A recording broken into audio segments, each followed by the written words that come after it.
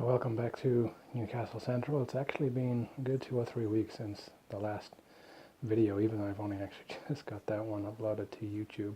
Just kind of still getting started out with this, figuring out the best way to do it. So it took a while for me to get videos off and get them edited and get it uploaded to YouTube, but now hopefully I can do videos every couple of weeks or so. So last time when we left off, we had all the bench work in place, didn't have any of the plywood tops down.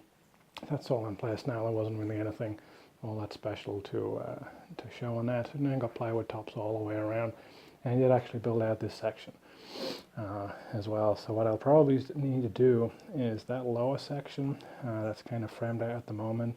That was designed to be the bottom of the actual river itself, and then what you'll have where the tracks running across would form the base of the high level bridge. I had planned it out as scale height based on what the high level bridge would actually be, which logically at the time made sense.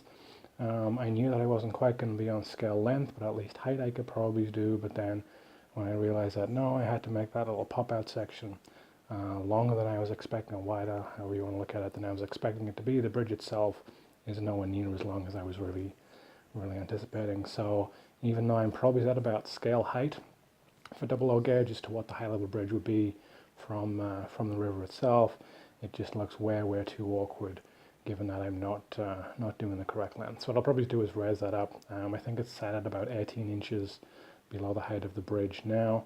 I'll probably raise that up to 15, probably even 12 inches. And I think you'll still get a good idea. It'll still be a fairly decent representation of what the high level bridge would be. I think that will look pretty cool. Have a little bit of something different going on. Have a backdrop right where the doors are there to to show the actual time bridge itself. Won't be able to do anything like the Sage Gate Set or the Millennium Bridge or anything like that. I'm looking at late 80s, early 90s where I'll be modeling this, so they weren't built at the time.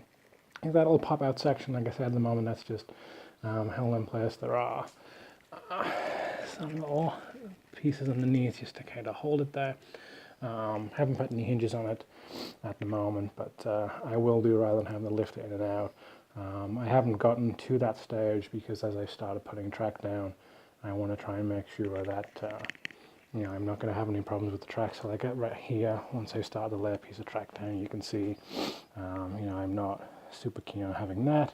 Well, I've got one track that's 1.5 inches or so long, so I want to make sure that the track lengths line up. So I had laid down some old HL gauge track that I had when I was just kind of planning all this out. I'd used a bunch of the Peco templates for all the different points. I have a blog going on RMWeb as well, which I'll link to in the video notes here.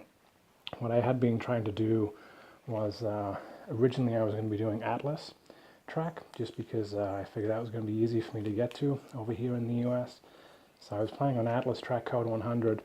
But when I was then looking more and more into, okay, I'm going to have an awful lot of points here, so if we come down into the throat of the station, get an idea as to what it would look like as it coming in over the King Edward Bridge into the south side of the station looking north. There's a lot of point work in here. There's a lot of point work over on the other side of the station as well, coming down from the north. And a lot of points over here, plus what I'm then going to end up with on the Tyne Yard.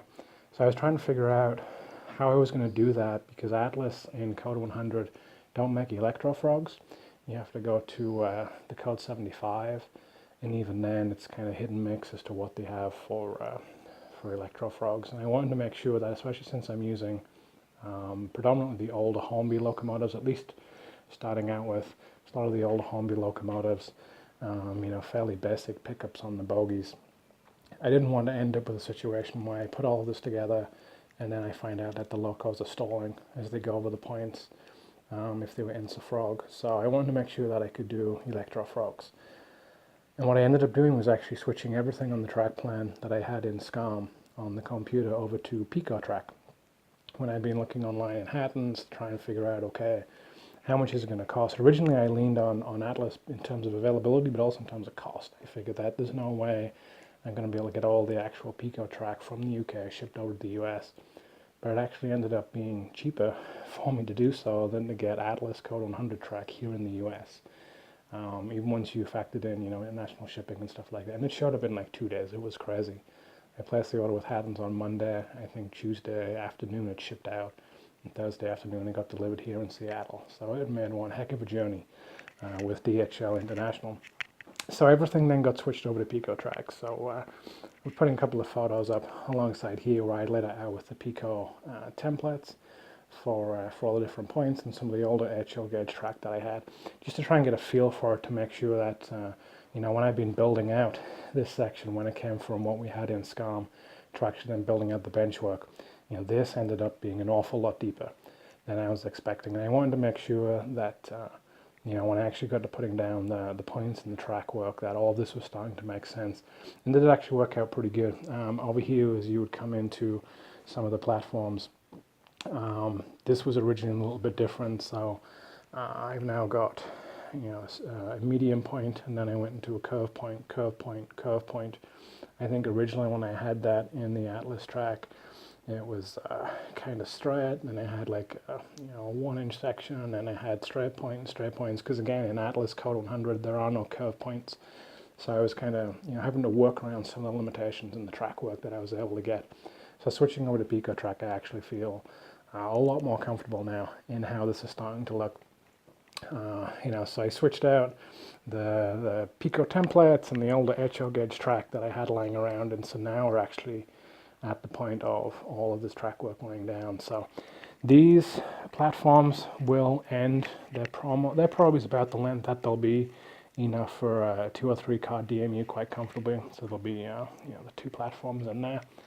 Those back 4 platforms will also be able to comfortably hold 2 or 3 car DMUs. These are the ones around here. They will run all the way through. So you've got 1 and 2 platforms there, and you've got station wall. You then got another 2 platforms here, bridge connecting them all. Another station wall. You've then got this outside platform here. This is then a freight line that'll actually run all the way through to the other side of the station. And then this is just going to be a freight siding as well. And so this is somewhat prototypical as to how it all looks. It's not perfect. You actually end up with, I think there's another 1 or 2 through lines here and freight sidings here, although they don't really seem like they use an awful lot. But this is actually pretty accurate, prototypical as to what it would be, taking some liberties from a modeling sense. It's all looking very, very shiny in the light as I'm moving around here.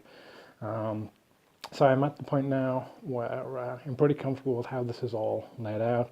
There are sections where I haven't cut them into place just yet, like that. I've got the track ready for that. What I'm going to be doing is putting down some of the Woodlands Scenic Track-Bed, foam track-bed rather than cork. Again, that was kind of an availability thing, and the track-bed I've used before, I was a little unsure when I measured it out. It's actually 3/16 of an inch. I feel like it was a lot thicker when I've used it before in HL gauge, so maybe it was a little bit thicker, but the 3/16 actually looks like it's a pretty good thickness. I think it'll work well with this Peco track work. So I'm going to start laying some of that down. Probably start with this section here, since this is about where I want this track to be. When I've been able to swing that out, this is about how I want it to lay out. So I'm going to start putting down some of the track bed, and then putting some of the actual track in place, and we'll start to see how that looks.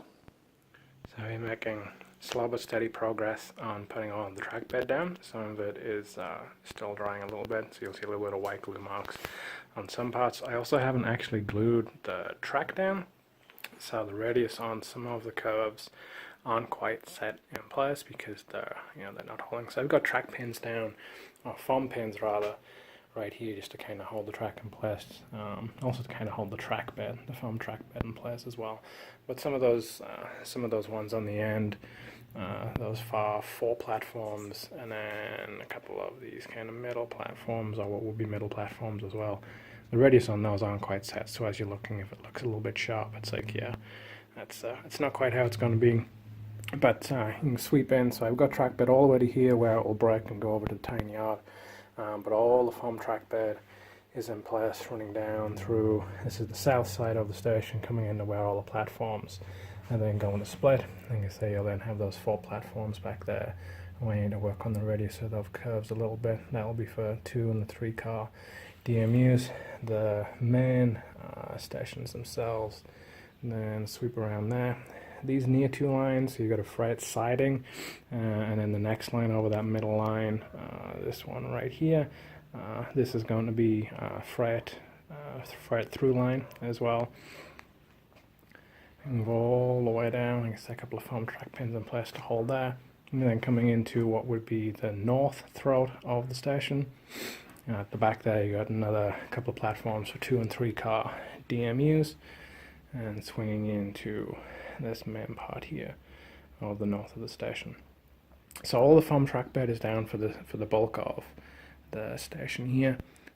Pretty happy with how it ended up going. Once I figured out the way to do it, the best way to do it actually worked out pretty well. There's a couple of spots where I got a little bit rough coming in. There was a lot of point work, all the way around here, and then over on this south side of the station. There's a lot of point works here where you have to work out, the curve. A lot of these are curved points as well, which made it even harder. So you got to figure out, cutting the foam underlay so that it'll sweep in. But I think it'll look pretty good once the ballast is actually down as well, so it doesn't give perfect finish right now. It's not intended to, because ultimately this will all be ballasted. If we zoom in closely so you can see what the track bed is actually doing. All it's doing is raising it up, and then it's tapered on the side as well, so you have a little bit of an angle, so that when you would put the ballast down, you've already got some kind of natural angle there.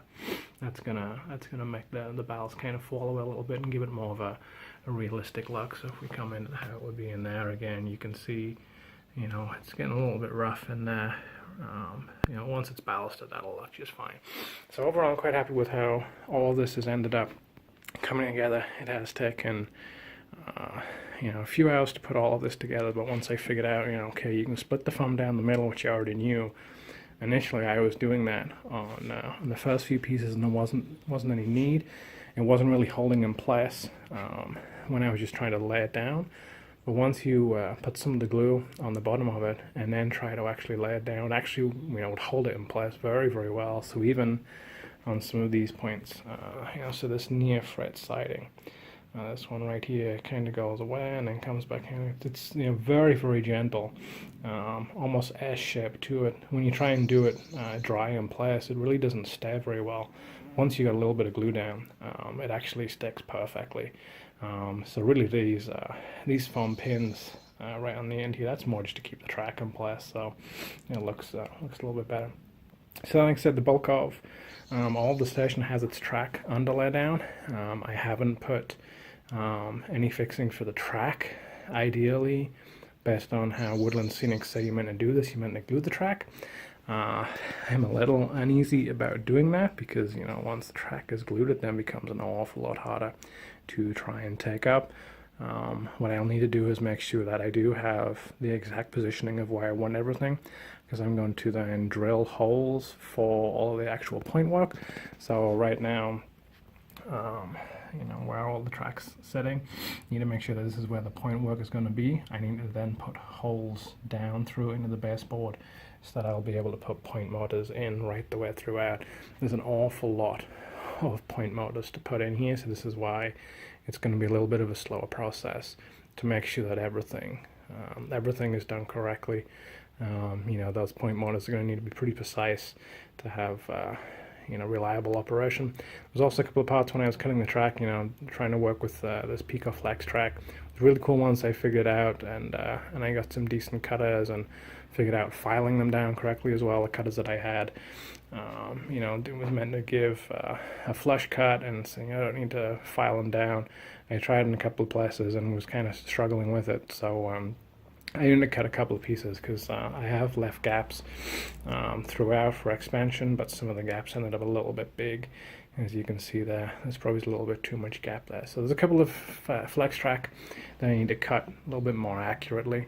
But otherwise, this is mostly done. So what I'll probably do is work my way starting here, gluing down as I go, putting in the holes for all the point motors, and just make sure that as I work my way down, everything's holding itself correctly in place, and then I can start doing the track bed the rest of the way over here.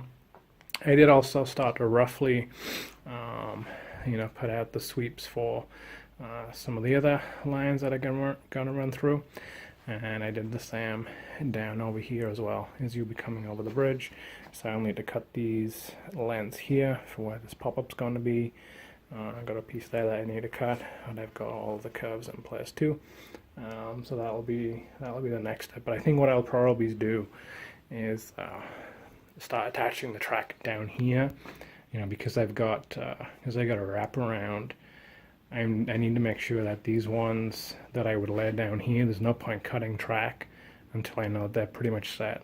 So those ones on the far end of the platform, the far end of the bridge rather, I know that these are going to be correct. They have to be, because I'm going to end up swinging around there. But I'm not going to cut any of this until everything is already in place, because I feel like, you know, these may shift just a few millimeters as I glue and drill holes for the point motors. But overall, pretty happy with how things have gone here.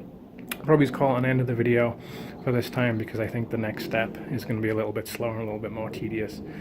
So we'll be back soon. Thanks for watching. Bye.